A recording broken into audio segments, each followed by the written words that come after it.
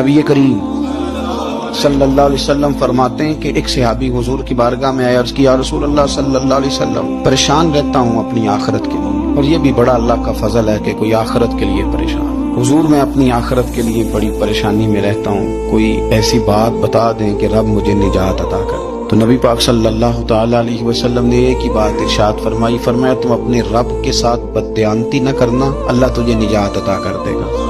अर्ज की, या रसूल अल्लाह सल्लल्लाहु अलैहि वसल्लम, अल्लाह के साथ बददयानती और खयानत क्या है? लोगों के साथ तो मामला समझ में आता है कि किसी ने कोई रकम रखवाई, कोई ड्यूटी दी, कोई जिम्मा लगाया, पूरा न किया तो बददयानती हो।